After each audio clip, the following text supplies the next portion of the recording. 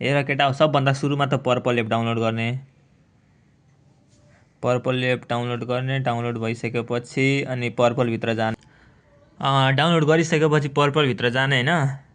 अनि त्यहाँ चाहिँ पहिला म भन्दैछु यो अलो गर्ने। सुरुमा नोटिफिकेसनको माग्छ त्यो अलो गरिदिनु। अनि सबभन्दा सुरुमा त्यहाँ ग्लोबलको आउँछ यो नेक्स्ट गर्नु। अनि त्यसपछि साइन इन विथ गुगल माग्छ। म गुगल आइडी पासवर्ड सबलाई दिन्छु है त। साइन इन विथ गुगल गर्नु अनि एड अनदर अकाउन्ट गर्नु। म आफ्नै आइडी म दिन्छु सबलाई आफ्नो पर्सनली गुगल आइडी पासवर्ड।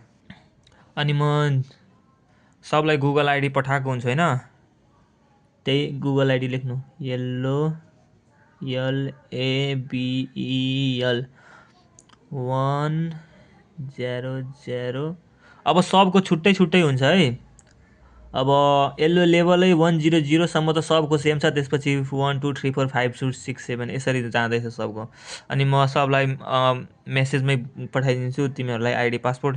त्यही लेख्नु आफ्नो। अनि त्यहाँपछि यहाँ पासवर्ड हाल्नु। गुगल आइडीको पासवर्ड हाल्नु। त्यसपछि यहाँ नेक्स्ट गर्नु। सेभ गरिदिनु है। सेभ गरिदिनु। तर यहाँ यो डिभाइस चाहिँ खेल्दैन, यो ट्राईको लागि मात्र बनाएको, त्यसैले यहाँ सेभ गरिरहेको छ नि त। आफ्नोमा तिमीहरू चाहिँ सबमा सेभ गर्नु ल। म यहाँ चाहिँ नथिच्छु, एग्रीमा थिच्ने होइन। अब कतिकोमा भन्छ कि नम्बर सेभ गर्न भन्छ त्यहाँ।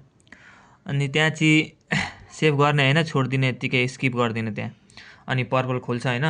अनि यो सब टर्म्सहरू एक्सेप्ट गर्नु। एक्सेप्ट अल एन्ड स्टार्टमा थिच्नु त्यहाँ। अब पर्पल खुल्छ तिमीहरूको होइन। अनि यो चाहिँ काट्दिनु, यसरी काट्दिनु। अनि त्यो एपमा लगइन भइसकेपछि चाहिँ होइन यत्तिकै छोडिदिनु। अनि त्यसपछि मलाई मेसेज गर्नु है त सबैजना। त्यो एपमा लगइन गर्छौ नि, गुगल आइडी लगइन गरिसकेपछि त्यसपछि मलाई मेसेज गर्नु। अनि त्यसपछि म भन्छु सबलाई। हुन्छ।